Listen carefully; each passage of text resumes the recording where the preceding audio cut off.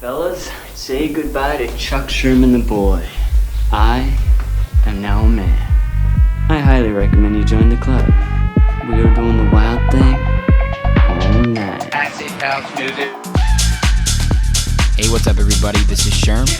Sherman, I cook all this food. Is that all you gonna eat? General Sherman realized and understood the importance of house music. So, do you know anything about techno? No. Listen. Get it on. Yo, what's going on, everybody? Welcome back to another brand new episode of Sherm in the Booth. I'm, of course, your host, Sherm. Today is Wednesday, November 6, 2019. This is episode 88088 of Sherm in the Booth, and I am so excited to have these guys on the show. Twin brother duo Bryan and Jon Gorecki, better known as Birthday Party. That's two Y's on birthday and two Y's on party. These guys are on fire right now. I've been lucky enough to call them friends for the better part of 5 years, and I have so much respect for the hustle and hard work they've put in. They are some of the most genuine guys that I've met here in the Chicago scene and in the industry in general. They are so talented, producing, DJing, everything, their brand ability. I cannot wait to see where they go. But these guys, seriously, they are blowing up right now. I'm so happy for them. They've had releases on Spinnin Records, Insomniac's Discovery Project. They've had their tracks supported by the Chainsmokers, Nightmare, and Don Diablo, just to name a few. They played festivals like Spring Awakening and EDC Vegas, and not to mention, they're playing at EDC Orlando this upcoming weekend. Need I say more? Anyway, I was so happy to be able to sit down with these guys. I went over to their studio and got to interview these twin brothers. They are so much fun to hang out with, and I really enjoyed it. Anyway, let's get into it right now, guys, so you can hear it for yourself. Episode 88 with Birthday Party. Gentlemen, Birthday Party. Hi. Bryan and Jon Gorecki. Dude, I just want to start off by acknowledging I'm a huge fan. I know you guys like no. I literally am. Honestly, like, it's been just so amazing to see you guys grow. Like, you know, from when you were Who Cares in High Five. We were talking about like how did we like meet Sherm, and then John told you about that like gig that you and Via booked him for. Yeah, long time ago. Man, that was a long time ago. As Who Cares. Yeah, as Who Cares. When I was terrible. No, dude, you were a better DJ than fucking me for As a sure. producer. Yeah. Terrible. As a producer, yeah. You were a good DJ, I was gonna say. You're definitely a good DJ. Well, thank you. That was a long time ago. But Many I mean, moons. I've seen you guys just absolutely blow up. There are all these milestones that like I've thought of in my head when I was coming here today. There was, you know, when you guys actually did Birthday Party, you released Unwrapped, and then Chainsmokers reposted it, and I was like, that's fucking dope. And then time went by and you kept releasing tracks, and then Don Diablo played your remix at Tomorrowland. And I remember seeing you at Spring Awakening, and I was like, this is the coolest thing ever, you know? And then now you guys are headlining Soundbar, playing huge festivals. Your music's incredible, so Thank you. Just want to start off with acknowledging that, man. It Thank really is incredible. You make this Chicago shit cool, you know? Like, you guys make Chicago. It's always been cool. We're It has trying always real been hard to cool. not move to LA. Yeah. Trying real hard. Has that been a topic of conversation? No, I mean like it's come up, but like I don't think we're like serious about it. We've been talking about like, you know, what would we do, and I think before then we would probably like, you know, get in the habit of every 6 months or every once a year going there and just like Airbnb-ing it for like a week or a couple weeks. Yeah. That would still be way cheaper, and we'd, you know, be able to, you know, meet people and spend time out there as much as we need to. Yeah, well, you go out there for business too, right? Yeah, for like the day job stuff occasionally. Not so much anymore, but you know, I was out there recently. But yeah, it's good, and you can't deny the value of living in that city. But Yeah. it's like, you know, do you want to be a fish in a lake, or do you want to be a smaller fish in an ocean? Yeah. And like, you know, That's so true. I feel like we can actually make a difference here.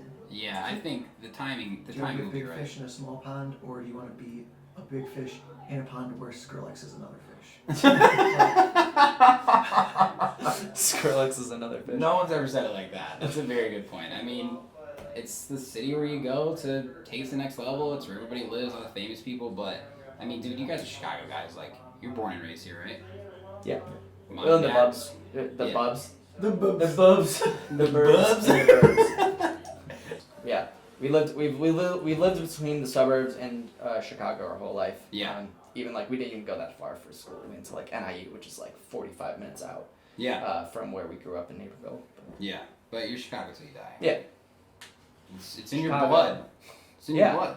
And I mean, like, it's like a huge part of like how we came out where we did. Mm-hmm. We've like talked about this in like other interviews where we like got into EDM in like the dubstep boom in like the late 2000s, and then once we started getting serious about production and DJing, kind of got introduced to the house roots of Chicago, and from our friends that were residents out here, and so kind of landing in between like our roots and the city's roots is kind of where we landed with like the bass house type focus and other bass and other house music along with. Right. Well, when did like music originally come into your guys' lives? Originally, and then like electronic music.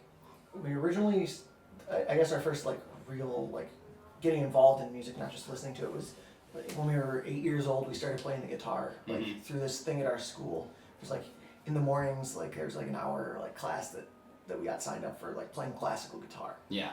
And then in 5th grade, Bryan picked up the trumpet to like play in like school band. You got a trumpet still? I hope in Naperville.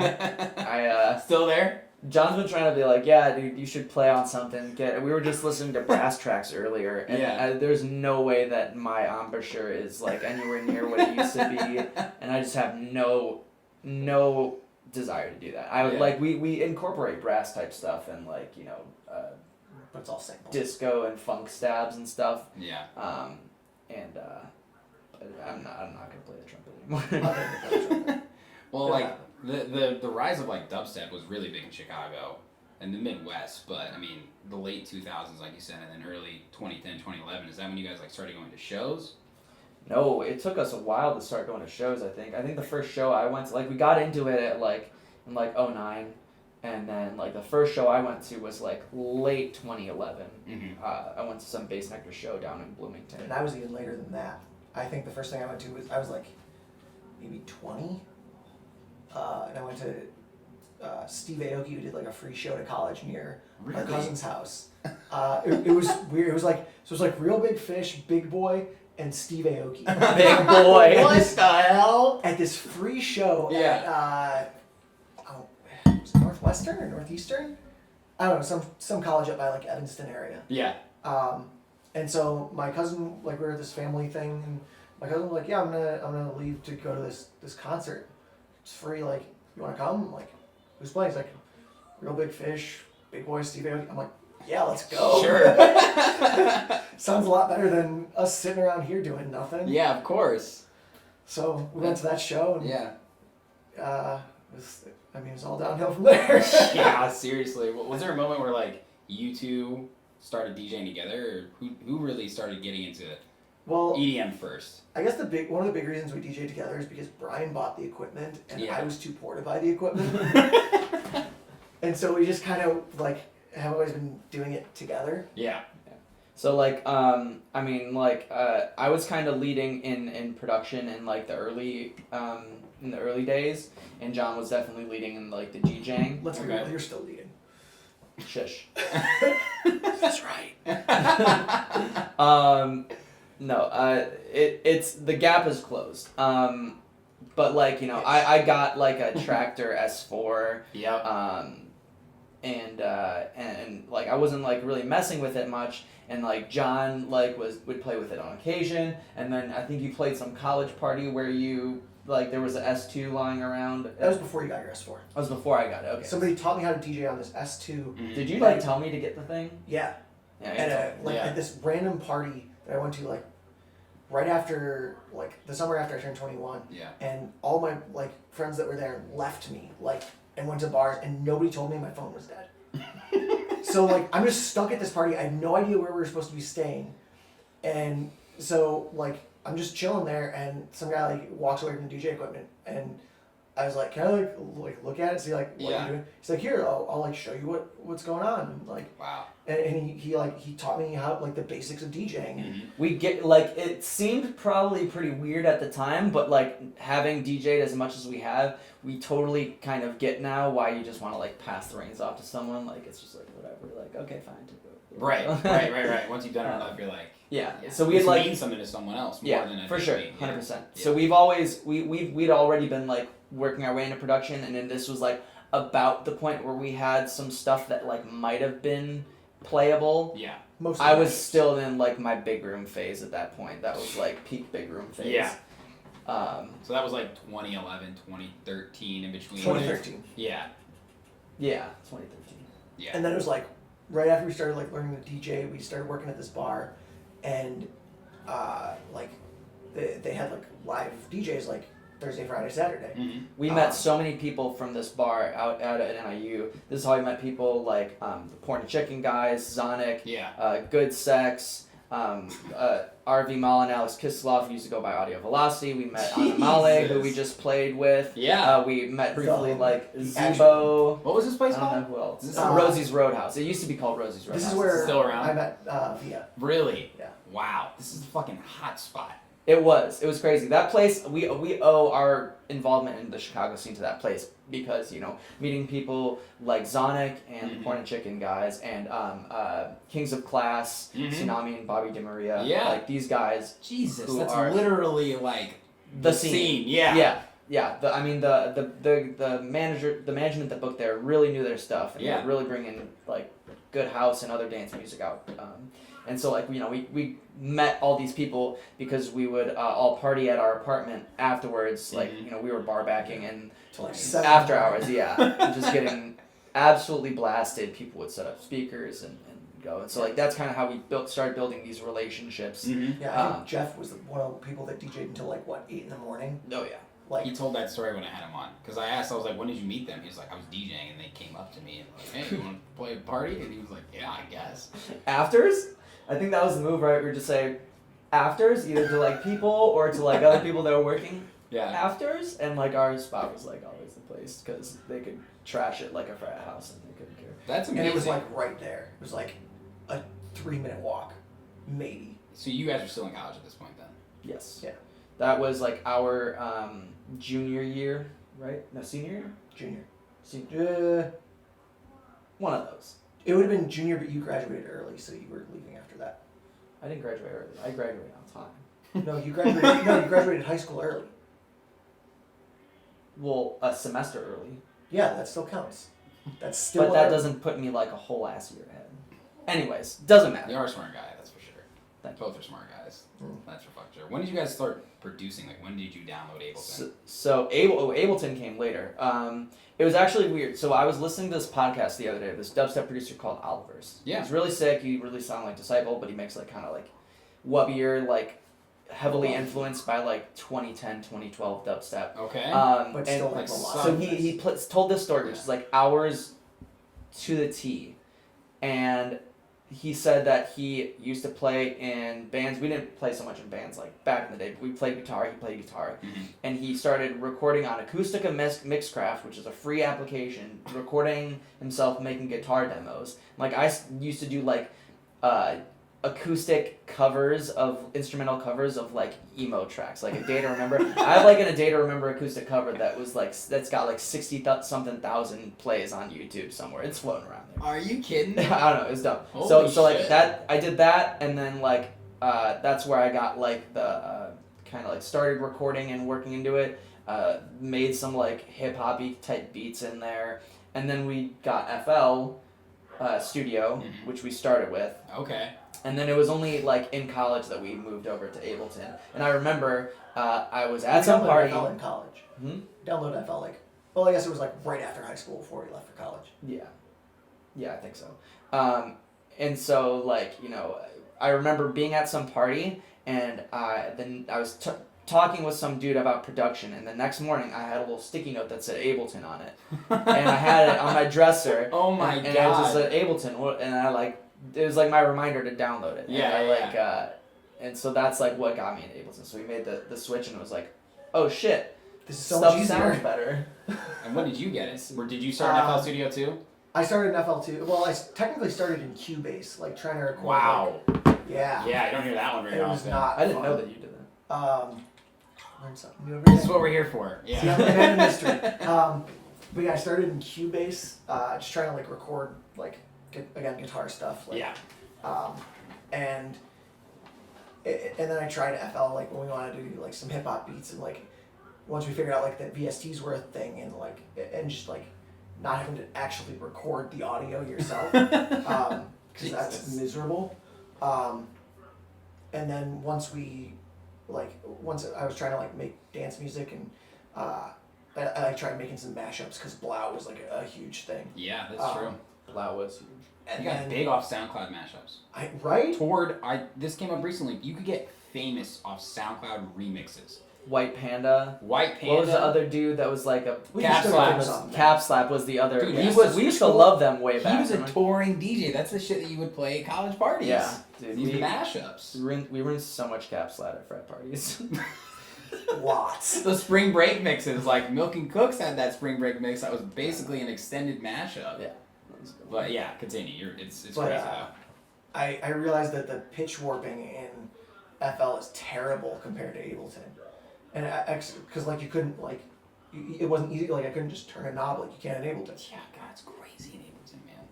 And so easier. I moved over to Ableton, and then I remember there was this one mashup of this old Dallas K track. Is this remix of a Electric Ghost Feel? Beach track. Oh. Yeah. That I mashed up with Royals and something else. Mm-hmm. And I was like pitching around these little like samples of the vocal. Mm-hmm. And I was like, shit, like at this point I can't do anything more. Like I have to just start producing my own my own remixes. Like, Yeah. And then probably I think the next week or so I started like really messing with like synths and like making my own remixes. You were in FL, right? No, in Ableton. You didn't do anything in FL? I did some stuff in FL, but like I was at the point where it was like so long ago. I was at the point where it's like I can't do anything more with this whole mashup thing. Like I gotta just I just want to go for it. Yeah, of course. With full You know, I mean, that's what happened to all those guys. They can only do so much with the mashups. And that fad really. And Blau is like absurdly big now, which is awesome. He is. Yeah. He's absurdly big. I remember I don't even remember what his first production was, but I remember the first time I saw a Blau production, I was like, wait, this isn't like a mashup. It doesn't say like artist name, X artist name, Blau edit, whatever. This is like his own stuff. And I'm like, okay, cool. And he's doing like progressive house. Yeah, it was hard. It was hard for a lot of those artists to get over that slump. Like when I interviewed Win and Woo, because they had a ton of remixes that just like. Those are two other dudes that we met. They weren't Win and Woo yet, but they just launched Win. They just launched Win and Woo. They went by by one of their first shows. Dirty Noise or something is what they called. They were really? Before they were called like Dirty Noise, and those were other people that we met. Which let's be real, that's a great name. That is actually pretty cool. Too close to Dirty Audio. Yeah, that is true. Dirty Audio's been around for a while too, but yeah. I mean, it's true. Like those, they're like, we didn't want to just pigeonhole ourselves. I asked them, I was like, were you guys making original music this whole time? They said no, and like it came to the point like we cannot make another remix, and then you get to the point where like you got to make your own music. So how long after did Who Cares and High Five start then? I don't even know when that started. That was shortly after starting to make stuff that was like actually playable. Yeah. I don't have I had another name that I had like one remix under, but I don't even want to mention it because it was so bad. It's floating somewhere too. It's floating somewhere. You'll never find it. Jokes on you, mine are all hidden. But who cares? That was just kind of like we wanted to leave the names like ambiguous and flexible and not like have it be a name that was too specific, so we could do something like kind of broad with it. Mm-hmm. I don't even know the reasons behind why High Five was maybe it's just like friendly, and what? So it was like a dumb first DJ name? Dumb first DJ name. It's friendly. It's not too specific. Yeah. I think on the USBs too. That was nice. Yeah. Yeah. Well, that came later. That came as an accident. The rubber hand on the USB came like randomly. I was at I think we were playing at like the Electric Forest Artist Lounge, the very first year we played in the Artist Lounge, which was way before Birthday Party. Oh yeah. And someone just brought me like a rubber hand, and I'm like, okay, that's cool. And stuck the little rubber hand on the USB, and that became a thing. Wow. So when did Who Cares come around then too? Around the same time? Oh no, way before that. Some friends were like, having like a house party, and they like wanted us to like come play, and they were like actually like making a flyer for it and stuff. Yeah. And That's awesome. so they're like, what do we put you like on the flyer as? And I'm like, and so I messaged Bryan, and I'm like, what do you want them to like put on this flyer for this thing like for us? And he's like, he just goes like, who cares? Like, I'm like, okay, I'm not gonna put who cares. Oh my He's God, like, that's how it happened? I'm not going by who cares. I'm like, okay, cool, I'll go by who cares. Oh, wow. Didn't know that was the story. Yeah, it's real dumb. I always almost expected though, now that you said it. It's gotta be dumb. It's a dumb name. You gotta have a dumb story behind it. Right. Well, I mean, you guys were releasing music. I remember you had that No Pain remix with Jeff. That was a fun one. Was that? What was your guys' first releases under those aliases? 'Cause that one got pretty big. Right. So I mean, I had a few. The earliest one that I have that's currently out, I think, is a bootleg of some G-Eazy lot of that or something. It was kind of that was like the first one that I made that like fit in what became the Who Cares style, like bassy house. Stuff. But like I'd released an original. What? Your high five. Did I say Who Cares? Yeah. Whatever. Yeah. Fix it in post. Fix it in post. That was like one of the first things that became the high five sound. And but I had like a Big Room original. I had like a rip-off of Porter Robinson's Language that was like progressive housey. I had some remixes. I entered a remix competition with like a melodic dubstep track. The first thing that Zonic found of mine that like he really liked was like a melodic dubstep remix of who did Gold Skies? Is that Dubs and someone? Yeah. I think Martin Garrix. Could be, yeah. So that was probably a Standard Van Doren. Yeah, that one. Yeah. So Gold Skies, there's a remix competition. I like did a melodic dubstep remix of. So like I had a lot of stuff, but like definitely the earliest one that like stuck around is that was like the lot of that thing. Yeah. And then for me was I did this. It was like the first like remix that I finished, and I finished it like the day before our birthday, or it was our 23rd birthday. I actually finished it on the day of, and then we played it. It was our first time playing in Chicago that night, so like I wanted something original. Nice. Or something of my own to play out. And it was this remix of Talking Body. Yes, I still have dude, that one. I remember that. That was right around the time I met you. I still like the arrangement of it, but the mix down is just so bad. But it was like so special for me because it like it must be one of my Was that even mastered? I mean, like one of my friends of it was mastered, but we barely knew what we were doing at that time. yeah, of course. And I mean, it was like the first time that somebody like heard my music. One of my roommate at the time's friends like came up to me afterwards like, hey, that one remix, like I really liked that track. Like where'd you find it? I was like, oh, that's one of mine. And so it was kind of special for me. Like absolutely. And it was really motivating. Like I made something that somebody liked that didn't know me. Absolutely. I mean, you guys were having a lot of success individually. Mm-hmm. You know, like you were getting big shows. You guys were playing at major clubs. This music was doing really well. At what point did the birthday party idea come? Like, was this always kind of under the radar? No. Well, we started branding more together once we like started getting booked together. There was like one show that they were like someone specifically asked for both of us. Okay. And we hadn't really thought of doing and that. It wasn't back to back. It was it was like. I think it was back to back at first. But then we realized like there's really not much reason for us to not do it. It's gonna like pull more. It's not like we're worried about splitting up the money. Like we've had day jobs and everything was just kind of going back into like music and stuff. Right. So there wasn't really any downside. We started playing shows together. We did remixes together, a couple of them. But so we did like an official remix for our buddy Control. Mm-hmm. We did a couple. We did Bow Chicka Wow Wow. Bow Chicka.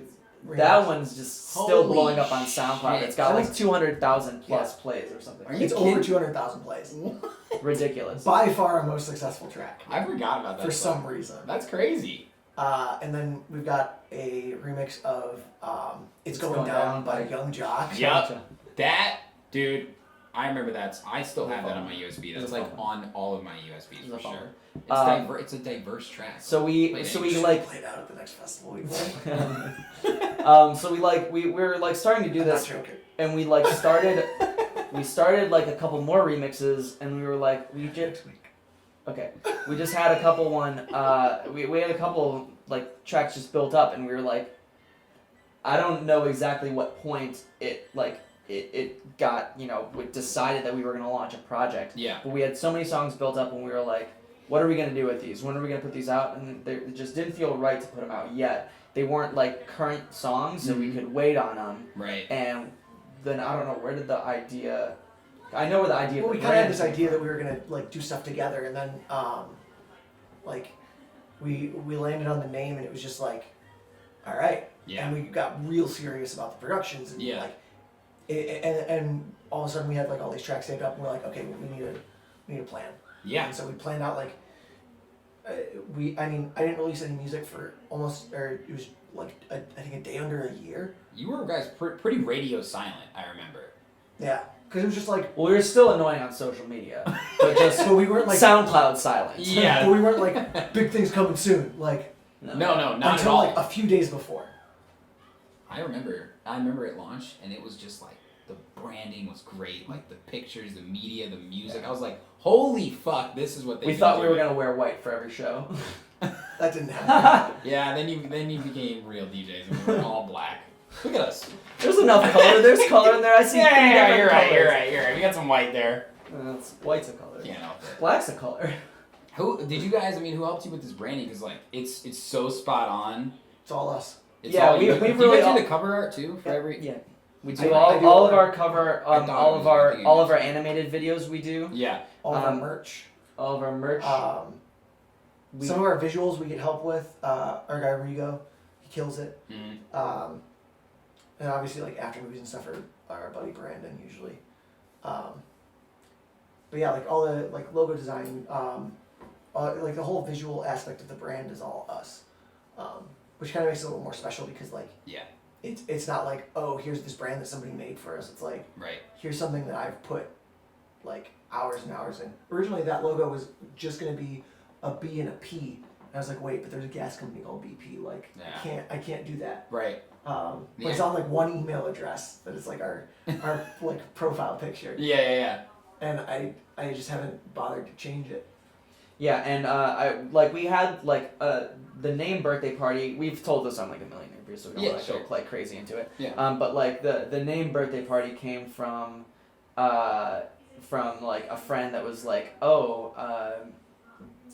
He goes, I never want to be a DJ, but if I ever did, I'd want my name to be Birthday Party, because who doesn't want to go to a birthday party? Wow. And we asked him if we could take that. Yeah. That happened. But anyways, yeah, that's kind of where that came from. But Yeah. you know, we really wanted to like spend time with the brand, like the visual concept and like the musical concept of it ahead of time, and like do it right. We had like literally like chicken scratch notebook pages of like a couple notebook pages of like what we want to do. Yeah. We're like brass, bass house, dubstep, funky, disco-y, house, more house. Yeah. And like all this shit, like, you know, so we wanted to spend a lot of time and do all these like dumb things that, you know, your English teachers, your creative writing teachers teach you to do, but you never don't really get like, you know. You don't really understand it like when they're teaching it to you, but then like when you actually need to brainstorming. go and like brainstorm something, it's like, oh, that's why they've been saying to do this. I think teachers almost know that. They're like, this isn't hitting now, but years later, You're gonna get buy it.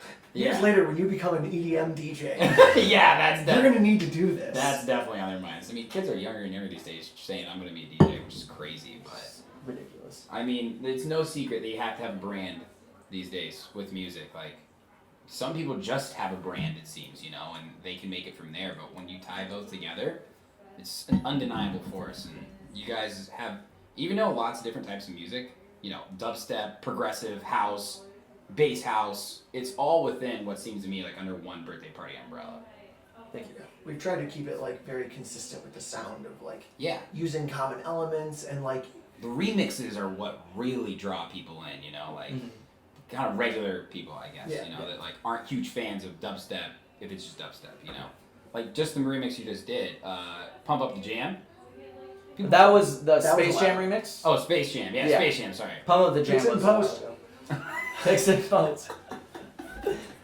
Damn it, I didn't do my research correctly. I got a typo on Fix here. me itching my you've been saving nuts those in questions post. for a while, haven't you? Yeah, it's always been on my mind, man. It's always been on my mind. but They're both from Space Jam. they're both from Space Jam. Yeah. Great movie. But like yeah, That's like the the remixes. Yeah. The remixes are definitely like an easy way to draw people in, and there was an age where you could really blow up on remixes, like back when like Son Holo would blow up on these like remixes and stuff. It's less so these days because SoundCloud isn't what it was. Rest in peace. But yeah. But we still like we still do these kinds of remixes for like the nostalgia. I think the nostalgia is part of the birthday party brand, and it goes into like we kind of have this like feeling of what are these like mid 2000s, and it goes back to like we weren't in high school or that we were like middle school, high school in the mid 2000s. Yeah. Like these crappy little birthday parties, house parties that you would do, and they'd be playing like Nelly or Fergie or like these whatever. basement parties with your friends, right? Yeah, like grinding on the walls, and it's that music. Like grinding on the walls. Yeah, like blue jeans, so like marks on the wall. This like days. throwback nostalgia. Absolutely. To like a certain era, and I think to us it means a lot of like reminding you of a time where you didn't have to worry about shit so much. Yeah. We're all like our music is for adults now, but like it reminds us of a time where things were really simple. I agree. I mean, I'm the same age range as you guys. Like that's why these songs, these remixes, I'm like the Cassie, Me and You. Mm-hmm. Loved that song. That was like the song I had on like my iPod. It was like every morning. The original one slaps. Slaps. It really does. Absolutely slaps. Absolutely slaps. And Cassie's a Babe, dude, Babe. That was one of the Step It Up. Oh, God. That was her and Step It Up, right? Yeah, that and Sierra, 1-2 Step, that cover art. I was like, speaking of that. Oh, shit. I don't know. I'm thinking of It might be out next week. I don't know. Are you fucking kidding me?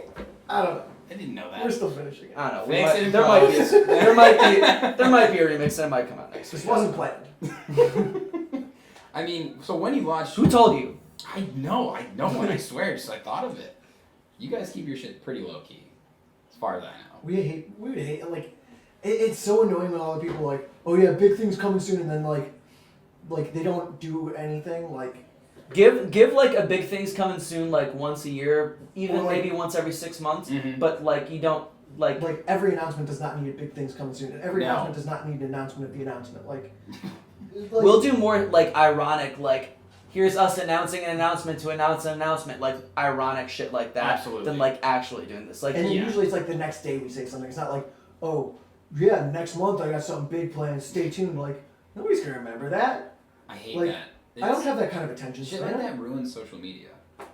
So a lot of that shit that just like drowns it all out. It's like, what am I even looking at? It's a bunch of like Yeah. generalizations. if I was more in the habit of trying to micromanage smaller artists, like, not micromanage, but, like, give advice to so many smaller artists, like I used to try and do to help. I tried to, but, like, if I wasn't still in the habit of doing that, like, I'd be, like, telling some dudes, like, yo, you need to, like, work on your social media presence. Yeah. Use it. Yeah, whatever. Anyways, that Clean was... it up. Yeah, I agree. clean it up. But when you guys launched it, I mean, you released a track every 2 weeks for how long?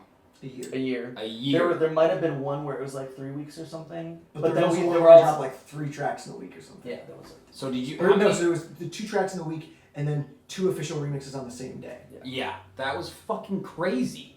Oh my god. And nothing I mean, seemed it rushed. was and, so much fun. I mean, how much did you have in the bank? We, Like, before 20 we launched, songs? we had 10 tracks, like, I think it was like 5 or 6, like, almost done. Mm-hmm. And then the rest, like, of the 10, like, where they just, like, needed a little bit of, like, final mix down master. Right. We had a little bit of a catalog, but towards the end it was rough. My mental health was not good. So I you was felt so rushed. stressed. Yeah. I was so stressed towards the end of it. But But, like, we're also back on a 2-week release schedule for the rest of the year. Yeah. the rest of the year. For fun. How many tracks are out now? Including remixes, including originals? Something like 40. 40-ish. It's been about a year and 9 months since you started this shit.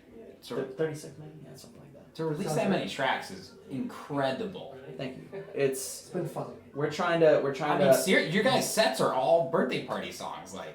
we're more so even trying to shy away from that, at least for like Chicago stuff. And Yeah, for it's sure. like, every other show of ours will be in Chicago. Yeah. But we've noticed Maybe not every other. Who's on the sign-up sheet? one of every 3. Yeah.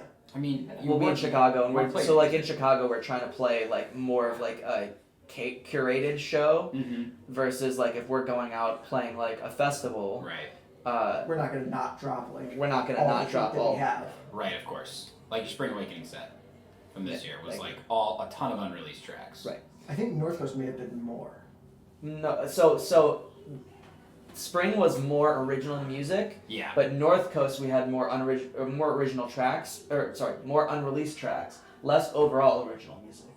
Because North Coast is when we started to like peter off like the overall volume of like our stuff. Like we didn't need to play all of our oldest remixes. Yeah. But like we were rinsing a lot of tracks. stuff. We were rinsing a lot of new stuff. Dude, the hangar was fucking packed for that show. That was a lot of fun. It was That a great set. night. We were there, man. Like It was a great lineup. It was really nice that we got to be like right before the Bite This people, which was really absolutely, and D killed it right before you guys too. It was a great We're crowd. these people. Shush. Yeah, He said it on his live stream. We can talk about it. Shush. I heard about it. All It's going around. I heard it. We'll talk. I have a question on it. Alright. We'll get Fix and post. I want to know, like, I mean, I know you guys are twin brothers, but how's your guys' relationship changed and grown since you've been doing this? I mean, you just said, like, your mental health was in a place. You guys don't really ever produce together. I mean... Yeah, no, I don't want to. A lot. I don't want to share a studio with him. It's rough. like we. I work really slow compared to him. No, that's Okay. it's not that. Well, so I work really slow and I branch off on all these little tangents, and he's very like right down the middle of the road. He knows exactly how a song is gonna sound at the Right. end when he's like putting down like that first like little Easy. like drum beat. easy. Seriously though. And for me, I'm like, I'm gonna try this, and I'm gonna try this, and so I derail him, and then I get like, because I know he's a better producer than me. Like he's Stop more saying technical that. and like, and he's so like he makes faster progress. So like, I get nervous working around him because I'm not like that. Like Yeah. I'm trying all these different other paths, and they're usually not working out. And he's like, I'm like still like not even in my drop yet, and he's got like half his drop done, and like he's on the bridge, like. So yeah, we kind of step on each other's toes, but I think that's why it works better when we're apart. Because for example, you know, I might start a project and it'll be like a good idea, a good skeleton, but you know the drop might not be like amazing, and it might be a little bit formulaic. Yeah. And then John will like take a lot of time and like add a lot of stuff. Mess with it a lot, add a lot of content, and then like if I take it back, it'll be like kind of picking and selecting like the best bits out of it, and like we end up at a compromise. But if we ever work in the same studio, it's like it's really hard. It ends in yelling. Really? Yeah. So it's not that one of you guys is necessarily better at, well, I mean, is one of you like better at drums versus melodies versus... There's different things. Depends. Like I'm probably better at melodies because I have a little bit more like musical background. Yeah, like I can like do melodies like kind of by ear. My muscle memory on a keyboard is crap, but like I can kind of, if I take a second to try and like figure it out, I can do that. Yeah. Like sound design, John's probably better. For weird sounds. Weird sounds. You're probably better at drums. You're better at drums than I am. I just use a lot of Foley. That's all it But is. he's better at drums. I'm like generally the one that's doing like final mix downs and masters, but it's Okay. mostly just like the masters. Like we're pretty equal on like mix down practices. And then I If think you could actually hear, like if your room was treated where you could hear the stereo stuff the way I can in mine. I like you my would shitty just- KRKs. No, it's just the room. Oh yeah, fucking stuff. But if you could hear the stereo stuff the way I hear it in my room, it would be game over. Yeah. Cause like it just like little like the one thing that like sometimes Brian will send a track back to me like towards the end so that I like do like a couple little things and then send it back to him to like completely finish. Yeah. And it's just like all I have to do is like these little bits of panning like 5% to one side like Interesting. it just like helps your ears separate the sounds so that you can hear like I mean because if you're looking at a band on a stage like the singer's here, the drums are here, the guitar's here, the bass here, whatever like Right. or the lead guitar's here, the rhythm guitar's here, and the bassist is hanging out like drinking glue with the drummer like I'm a bassist, dude. What are you talking about? there's a big joke in music that like bassists are just I've heard, like, I think I've not heard that. needed. Yeah. and I Bass is the fucking most important, if you ask me. but I think. it is the foundation of like that and the drums are like the foundation of the music. Yeah. But that's why it's funny. There's a big joke that like it doesn't even matter. Definitely fucking does. But That's like hilarious. when you like the reason that like hearing a band sounds the way it does is because you physically have these things panned, like moved to one side or the other, and so if you can emulate, like that's why you can hear the like where different things are. Yeah. And so if you do that a little bit with your actual music, or with your electronic music, they're both actual music. If you do that with your electronic music, it helps separate all these separate elements, and so you can have things quieter and still hear them just as much. Yeah. Which gives you more headroom in your mix. Right. To push the track louder and help things glue together. Absolutely. Well, Sorry, I got off on a tangent there. I love it. I I know got how really much you guys excited. love this shit. I love it. I want to take one step deeper with it because I know when you travel, do you guys how many do you produce in your headphones? I know you do. Yeah. On planes, I mean. Planes, That's traveling. Like 3 hours uninterrupted by myself. It's like prime working time. Yeah. Yeah. So I'd say I do most of my stuff in headphones. Mm-hmm. You know, I'll do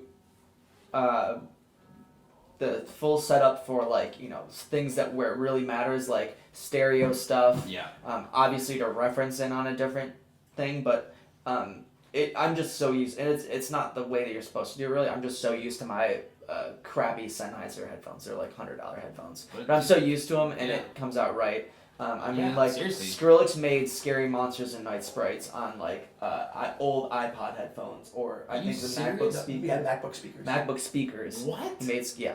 So, I mean, like, it's really what you're used to and what you can get a good mix of. It's everybody's got a toolbox, right? It's just what you know, like, because you could put me in the best studio in the world, and I'm gonna be like, okay, like, it sounds great, but, like, I don't know how it sounds against, like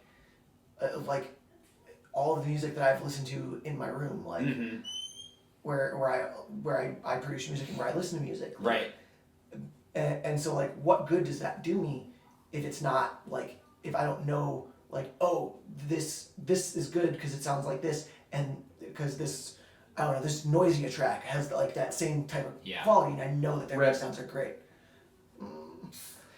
Rest in peace, Noisy. But yeah, so like the point is like you gotta do what you have access to, what you're used to, and you know, like we like bring these things with them, which is like a little Chord Nano key. It's like it's crappy keyboard, but it's got velocity, which is nice. It's nice to have velocity. 25 keys and it fits like on a sustain pitch up and down.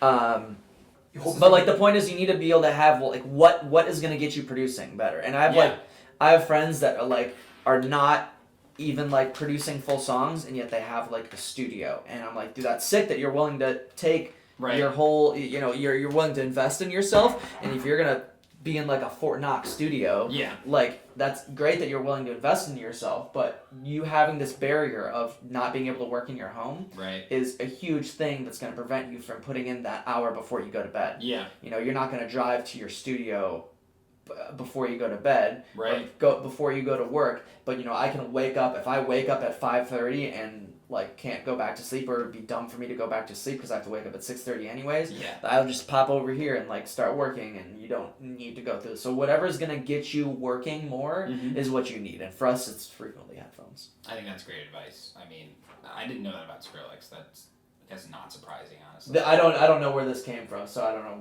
someone's got to fact check us, but that's seems like something he'd be able to do. For sure. Is Skrillex one of you guys' biggest inspirations? Whose biggest inspiration? As much as everyone's, but between him and Abstract. I wouldn't say that he's like he's of course an inspiration, but not like definitely not one of our biggest ones. We're like big into like Abstract, Jaws, Bass Nectar, Don Bresky. We really like Adventure more so Club. recently. Adventure Club, Flux Pavilion. And then more so with like newer house artists like Matroda and like Kaztech these days. But we're talking about like awesome. That wasn't Birthday Party though. That wasn't Birthday Party. That was some other guys. I was gonna ask, is there a reason that you guys didn't do that as Birthday Party?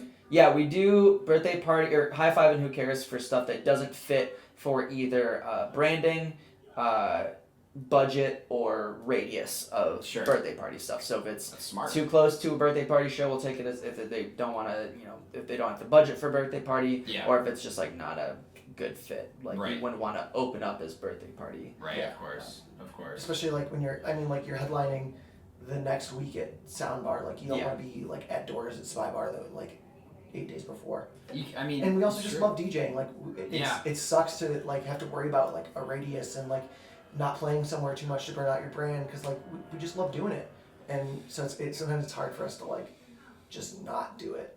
I mean, you guys are great DJs. You love it. You got that fucking look on your face when you flip the bass or some shit. You both do it. You're like, oh yeah. Just it's like what does that even mean? It's like I've seen you both do it. I don't know. It's mostly I've seen you play at festivals, but when I'm actually like close and I see you guys, you smile like a motherfucker. It's so great.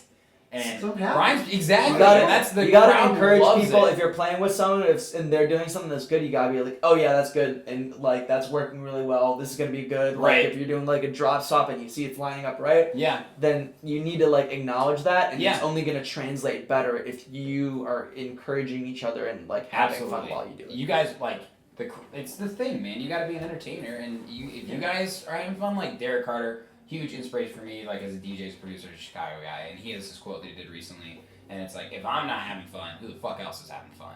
Yeah. And it's true, you know. Because like even just in Chicago, there are so many better DJs than us.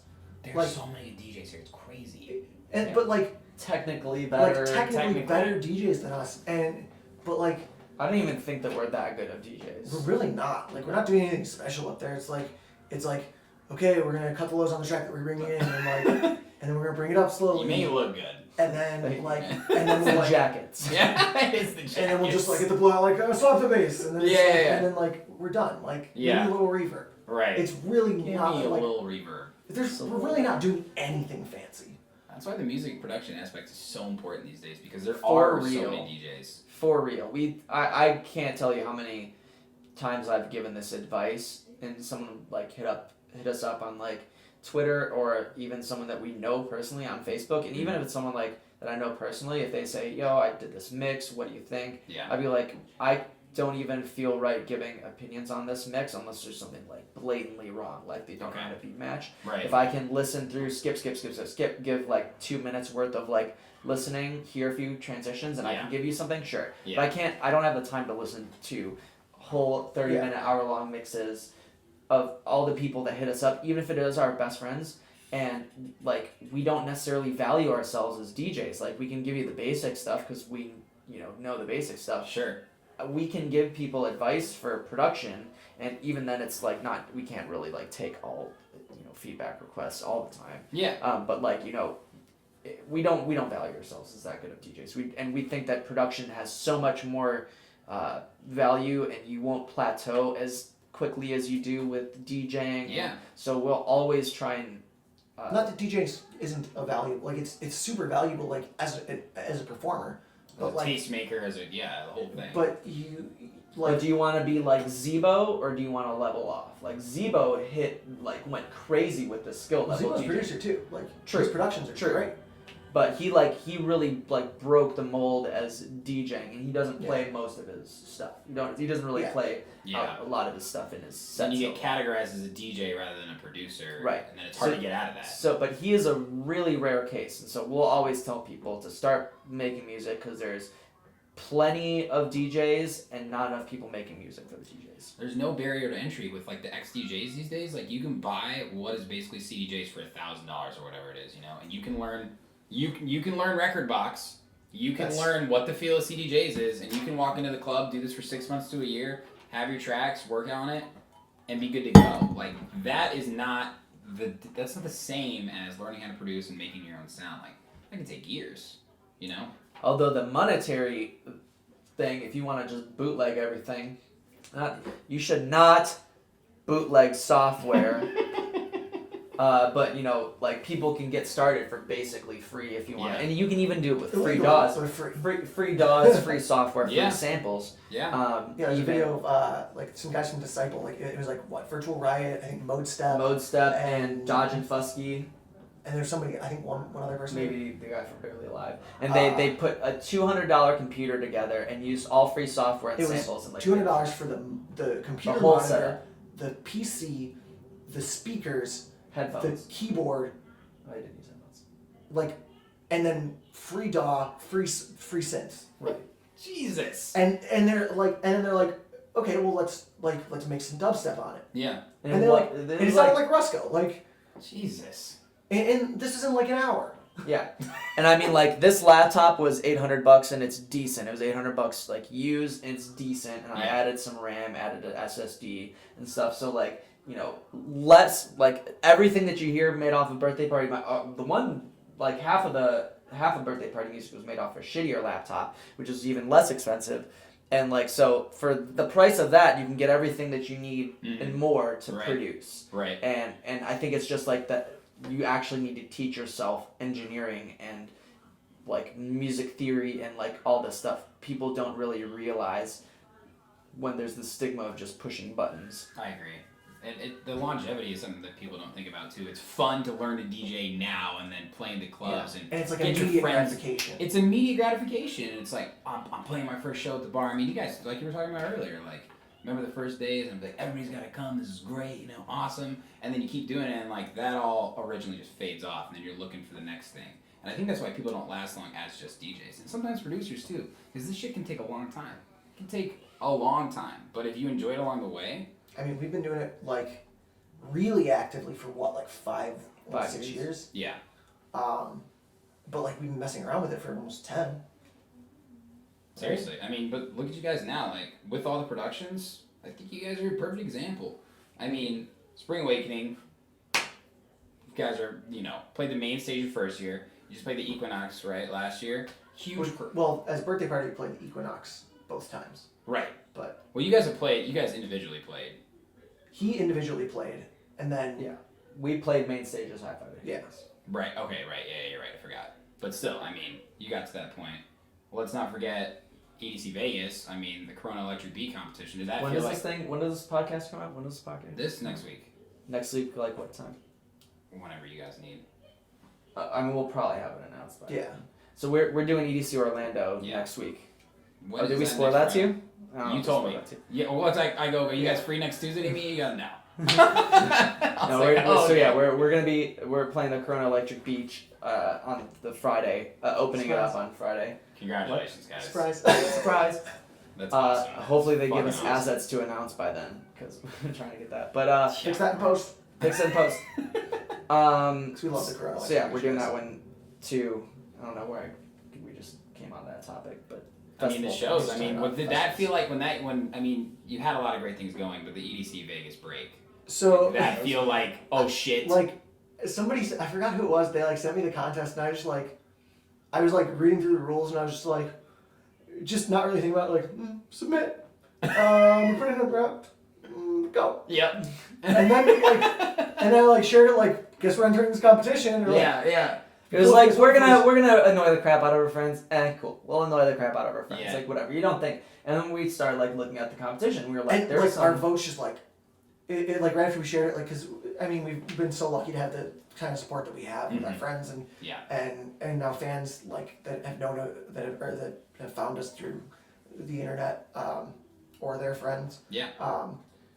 And that like we just kind of like all of a sudden we like jumped up to like first or second place.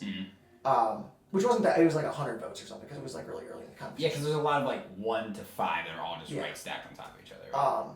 But we like jumped up it like really, really quickly, and I was like, well, I guess we're doing this. Like, I guess we gotta push for it, and like it was just like keeping pushing. Yeah. And as it went along, we were like, okay, we're looking at the rules, and they're like, okay, so you need to be in the top 10 to be considered, and they're going to be considering.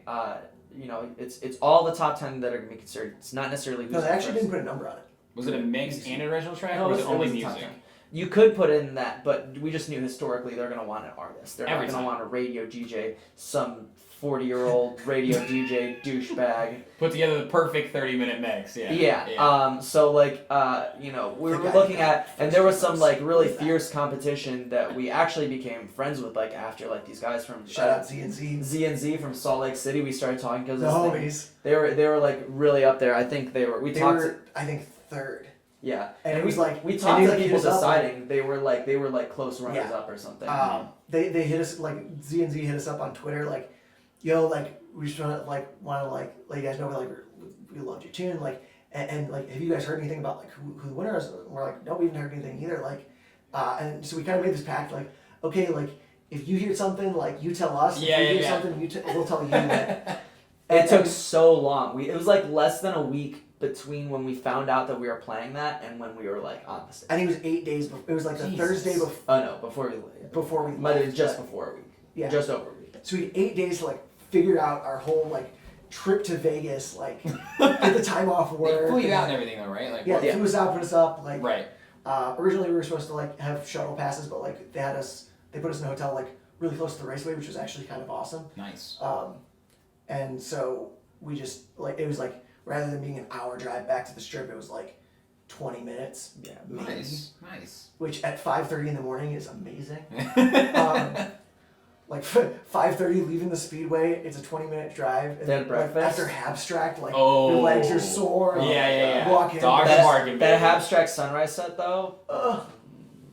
Well, for Caught a people- video of our well, I guess we're friends with him now, but because of this video of abstract dropping a cage track, we like became Shout out friends. Cage, KAG, is he's awesome. amazing. Yeah. Oh shit.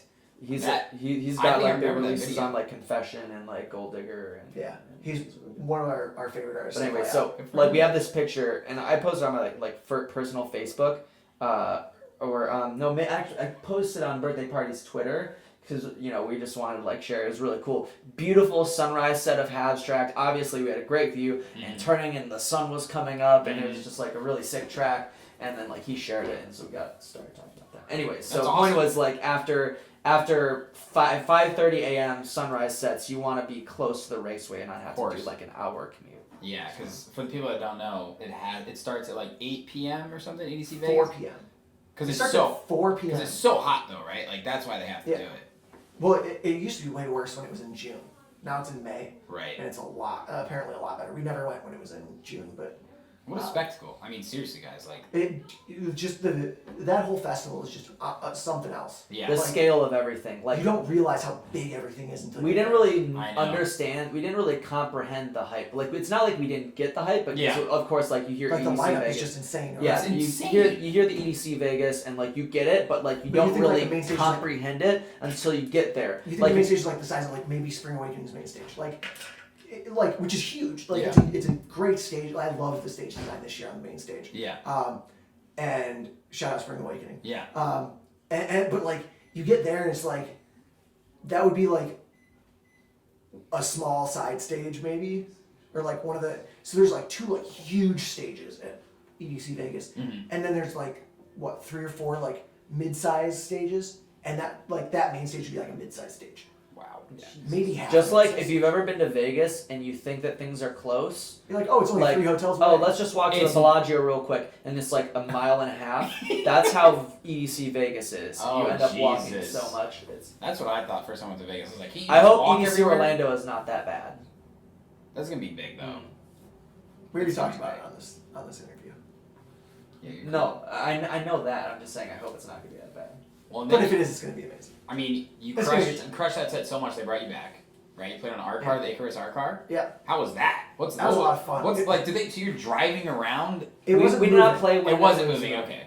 but It was on like a really cool. lifted up platform. Those Icarus guys have a crazy thing. It's like this old decommissioned military transport thing that they just You souped were up. high up. It looks like Yeah, a friggin' yeah, that Star thing Wars thing, and it's got like a stripper pole on it, or was there a pole on it, or was it just a box? I think there was a pole. There was 100% a pole on it.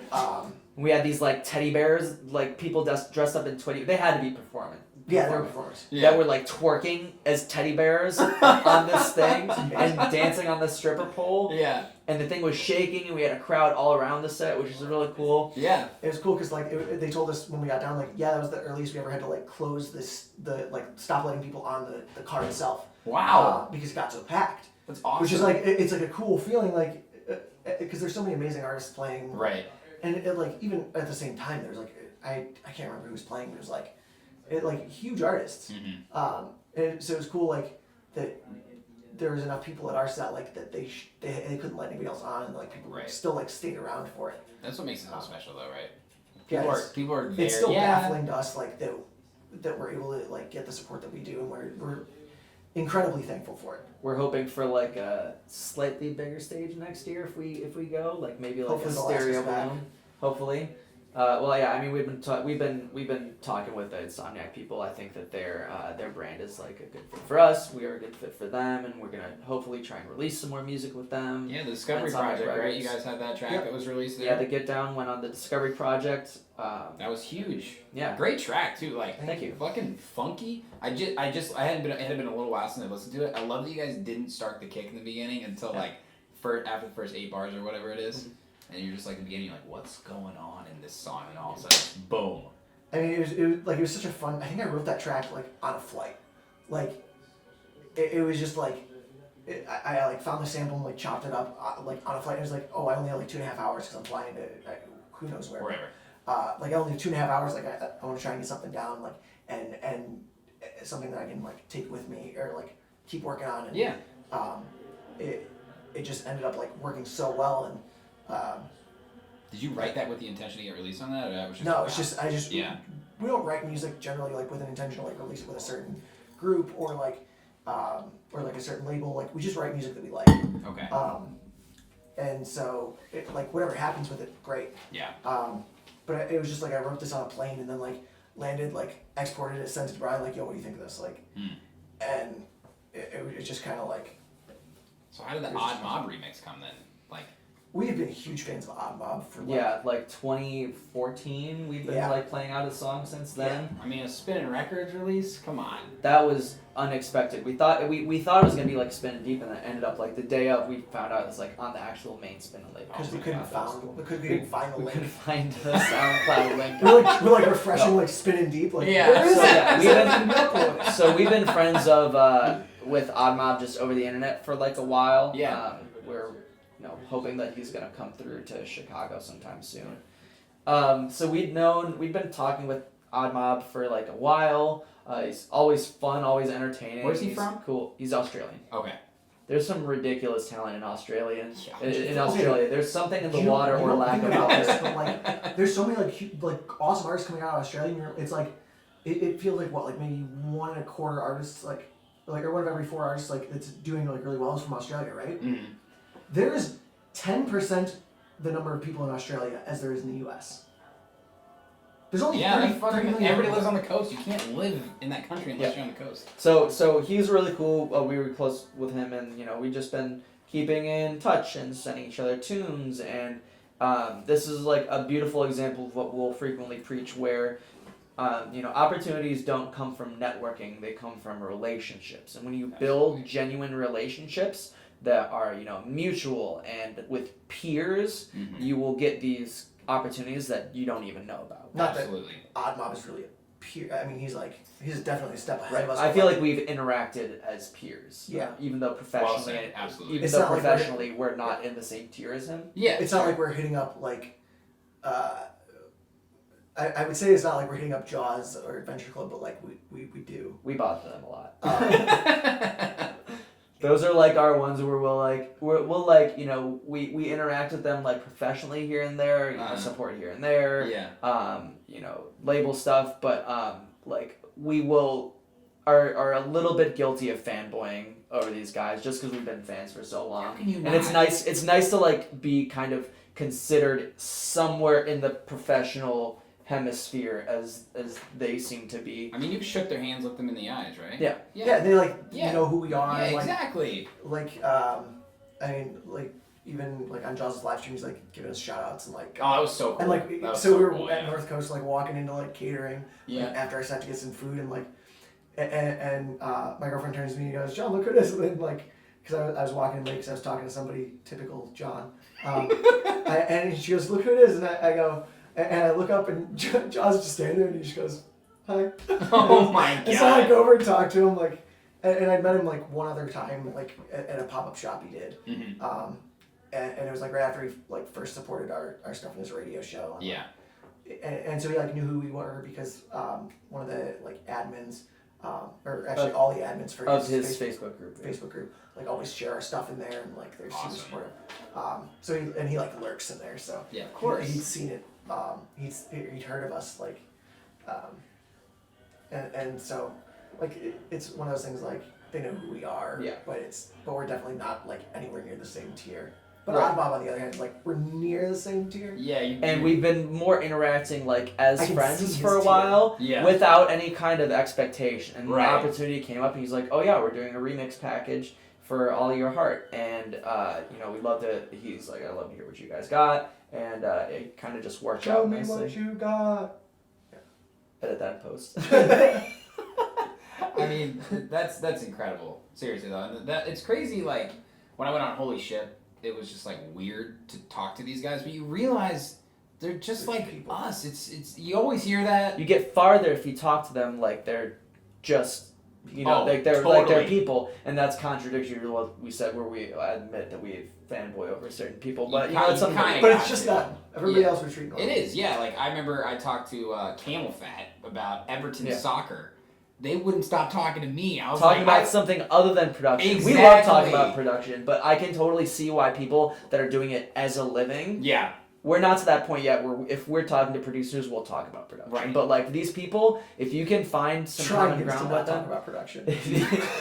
if you can find some common ground with like people Yep. on something that's not EDM, because they're bombarded with, oh my god, I loved your set at this, Oh, such a big of fan, course. I have all your merch, which is great. yeah. But if you find some other common ground with them, that's how you'll like actually like get through to people. That's great advice. I totally By the way, agree. you should go in friendship. Dude, are you... We're not playing. Okay, all right. No, I was like, I I'm- can't I just- handle any I'm more just- announcements right now. Like, you He's guys are just just on fucking fire. I did That play is a last year. great lineup.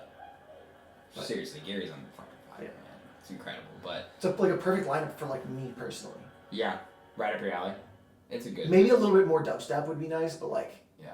I really can't complain. Yeah, And they just added golf clap. Like, yeah. It's Golf awesome. is the fucking shit too. They're- And they've supported your guys' the music. boys. The boys. They're You awesome. get that We video love when they them. played at that LA festival that Destructo puts on, right? Hard. AMF. AMF. Yeah.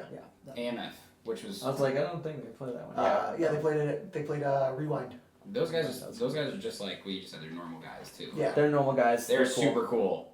They're super active, Yeah, they are.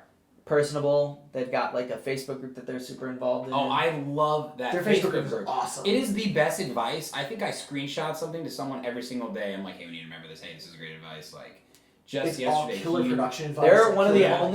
the only Facebook groups that I actually enjoy because everyone's got a Facebook group, and I'm like almost at the point where Guilty. I don't think that we deserve a Facebook group, but I love our Facebook group. Yeah. But there's so many people, and I'm like, it's not that I don't want to be supportive of like our friends and stuff, but yeah. everyone's got a Facebook group, and you need And it's to. literally just them sharing from It's their page. yeah, like- them sharing from their page. You need to do stuff in that Facebook group that is like not just you promoting your stuff. They're just doing it for extra reach. You need to use it to build a community that is Absolutely. not like The and country you club need is- other people to contribute to it. I agree. I mean, well, my question that I was going to ask next is about your guys' community that you've developed. I mean, you guys have such passionate and dedicated following. So somebody like me who wears a shirt on a regular basis, just They're comfy shirts, right? They are Shout comfy. out- Look, it's a good Shout shirt. out Crow and Buyer, At the end of the day, it's a great The fucking homies. shirt. our merch Our guy. merch guys are the great. best. It's great. It's easy. It's fun. It's comfortable. And you get That's the whole thing. people talk to you for it. Yeah, I Some like girl it. at the call, it's my birthday. You're like, great, honey. Good for You're you, like, sweet. what are you here? What are you here for? No, yeah, I mean, like, we've kind of had like a real like grassroots fan base, Absolutely. being that we've been active in the scene in Chicago, and we're also like we do a lot of like work and promoting, You from definitely passing do. out stickers to airdropping our set times to people at EDC in line at Are EDC. you kidding me? So we don't own iPhones, but we had like our homies like airdrop little flyers with our set times to people in the lines at EDC Vegas 2018. Dude, that's awesome. And it was so It's fantastic. it's like the cringiest thing, but like some people were like one person talked to me, was like, yo, yeah, someone airdropped me your flyer, Yeah. a flyer with your thing, and I'm like, yeah, that's Hell yeah, that You're works. awesome. That's one Thank fan. you for coming. But like the example of like, doing proper like leg work in promoting and building community, meeting people, doing the family picture, not Right. just on stage, but like going out and talking to people. Yep. And it leads to these like really cool moments, like where we were, who were we watching? I think it was maybe Bijou at EDC Vegas this year. Mhm. And we're just like out in the crowd, like hanging out, like passing out like stickers and stuff like to random people. Cause like Bijou's another one of our like good friends. Mhm.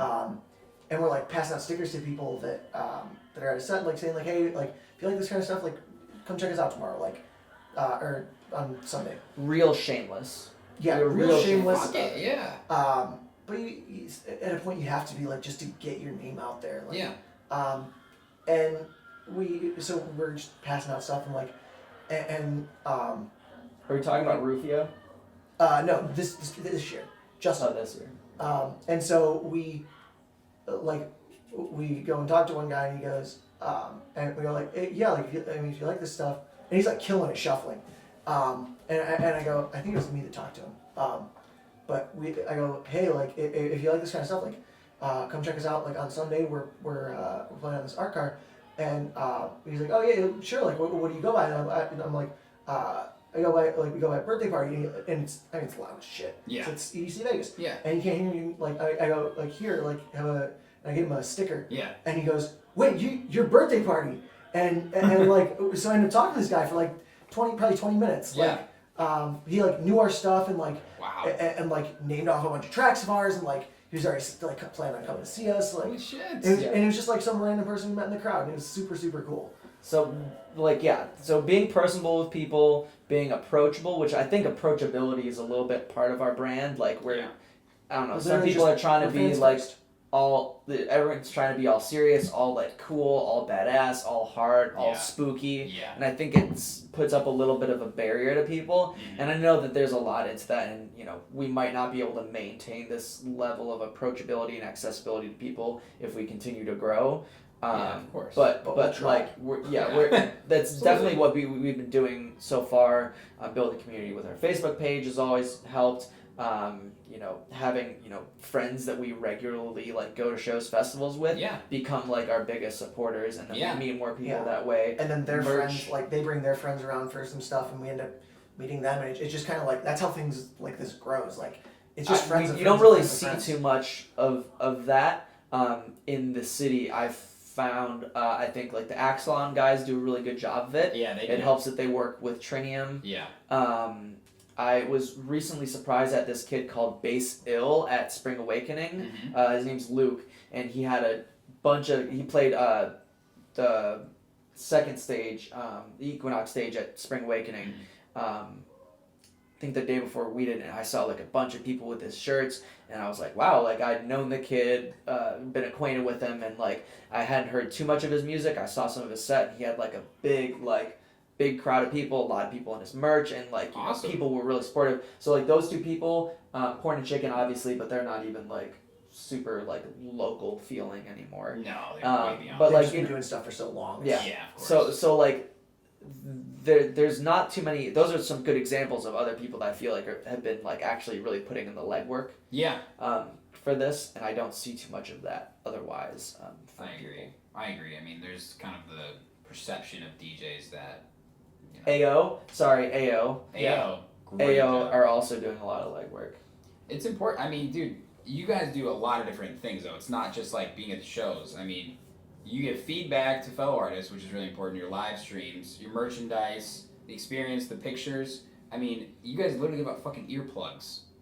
You gotta protect your ears. I don't have any right now. I wish I would. I mean, come on. Yeah. Some. People are going to fucking wear the earplugs and they'll be like, yeah, this guy's It's right. important. You gave something to them outside of what they normally thought they were going to get. We do that at shows we're not even playing. Like it's just, Yeah. it's literally like we just care about people's hearing. Like it's, Yeah. it's a huge thing for us. Like I had a little bit of, like minor hearing damage in high school, and then like it's got like basically all better now. But like, and like going to a lot of loud shows, like if you don't take care of your ears, Yeah. I mean there was a while where like before we started really wearing earplugs all the time, like where like your ears are ringing for 2 days after, and like It's fucked. it sucks. And so and now it's, I mean, as we've realized that it's super important, like for longevity of listening to music and enjoying music. Absolutely. We've been trying to preach that as much as we can. Yeah, 'Cause I agree. Once you lose it, like you can't get it back. I wear them everywhere. Clubs, a loud bar.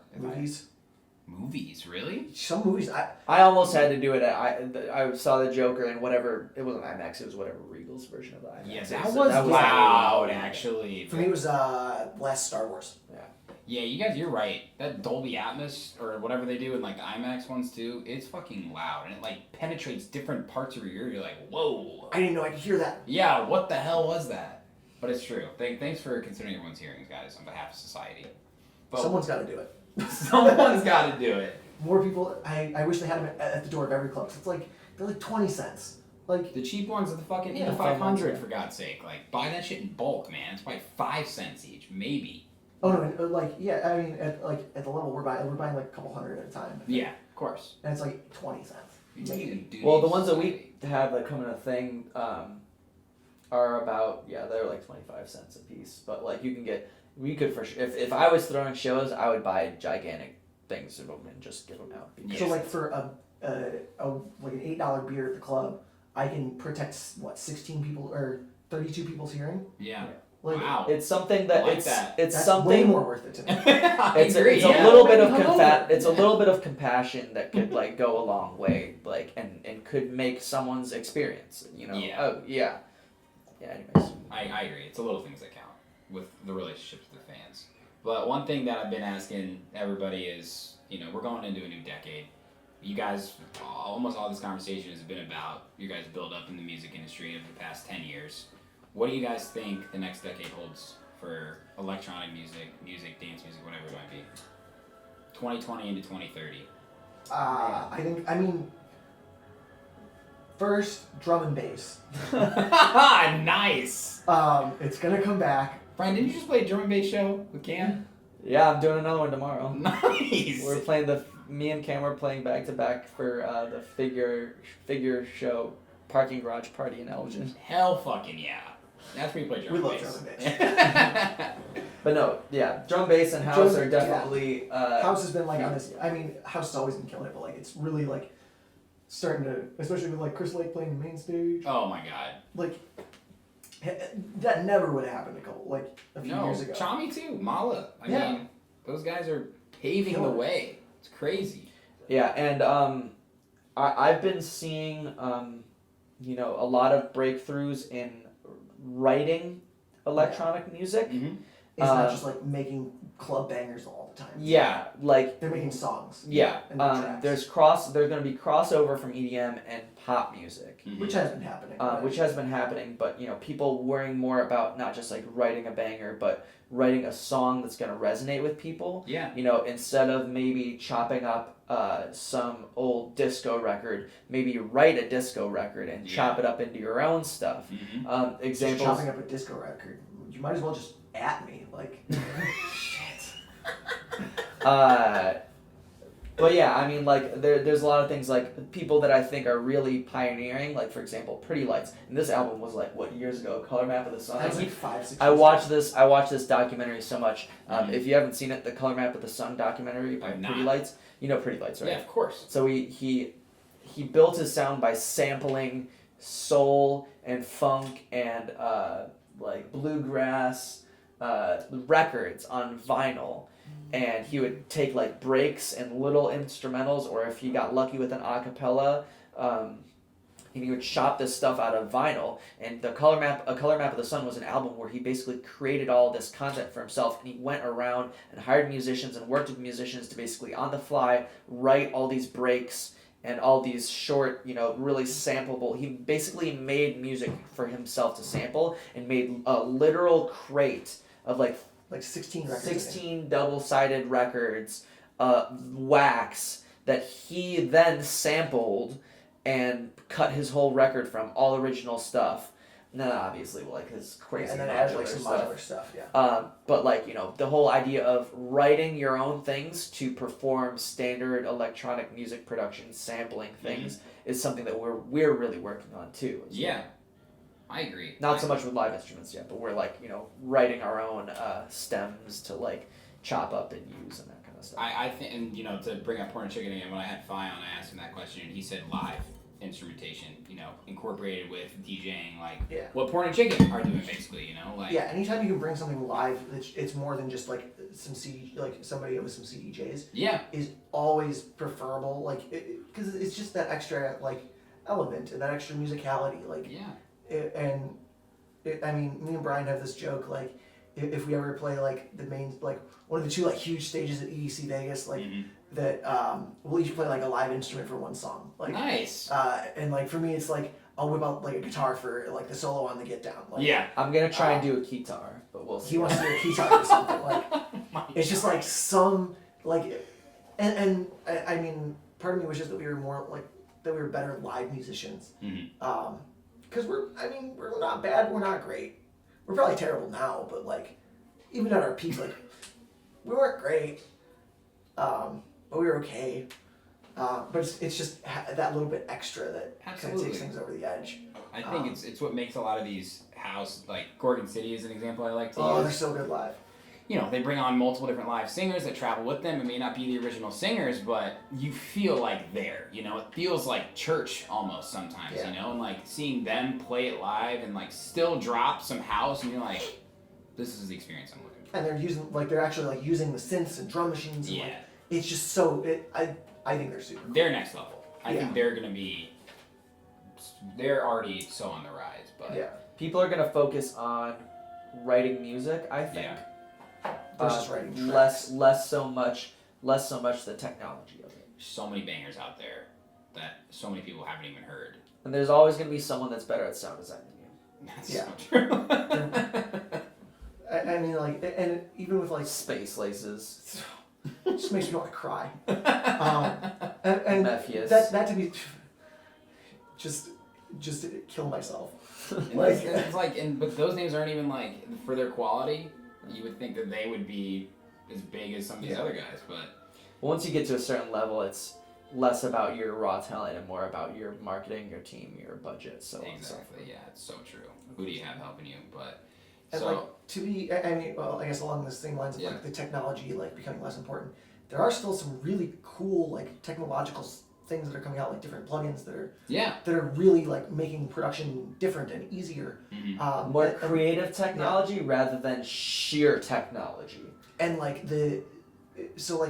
I think that a lot of the sound of the last probably 5 years, and a lot of our sound has been this one synth plugin called Sherm. And it's like Fucking it's been mecca. I swear that Sherm itself and this one this one sample company called Cymatics are like the reason that Rhythm happened. We love Sherm and we love Cymatics. I will say that to my grave. I am 100% certain that they. I won't die on that hill, but I will absolutely die. But I'm not saying he's wrong. And like Sherm especially was such a crazy advancement in soft synth technology, like wavetable technology, all these different types of morphing, advanced FM and all this stuff, built into wavetable stuff, which is like really unheard of. But it was very limited in a sense that there's like, 2 oscillators, you can FM one onto the other one, a little bit of noise, one main filter, and then like... And it made it a really great synth for learning synthesis. Right, but it's so fixed and like, it's like... But it's not that fixed. It's got so much flexibility, but like... The way that people are using it. The way that people are using it is so like... It's so boxed in, like, this is how you use Sherm. And like, everybody's using it to get like their sounds, and like, it's very like set, like, oh, I can... If I want that sound, I can just go find a Sherm preset for it. Like somebody's already done it. Yeah. But we found this new synth. Well, we didn't find it. It's marketed and it's out there. It's called Phase Plant. We've been having a lot of fun with. Shout out Kilohertz. Yeah, big shout out to Kilohertz. Made a great synth. And it's like if you could have like a rack of Sherms and like all running through the same effects and like and you put unlimited effects in there and like. It's basically super the cool. natural progression of technology where it's less boxed in and more about how you use it rather than using something in the way they want. In the way that synth is kind of like... It's not your classic like oscillator, filter, envelope, and then effects. Like that's like the classic like subtractive synth like architecture. Phase plant or phase? Phase plant. Okay, check that out. It's super cool. We did a live stream on it if you want to look at it. Okay. There's like a synthesis for dummies, like basics. Oh, synthesis. that's what it was. Okay, gotcha. Synthesis for dummies, yeah. And so, it like, just the things that you can do with that, and like it makes some of the nastiest like neuro basses that you could ever that you could ever like hear. Mm. But it can also do like these really like gorgeous like super saws and like these very like classical style like strings and it's I think that because it's not just so focused on like bass synthesis, like I feel like Sherm isn't. Not that Sherm can't do other things, but like the way that people are boxed into using it is like it's a bass synth. Yeah. If Sherm contributed to rhythm, then Faceplant is going to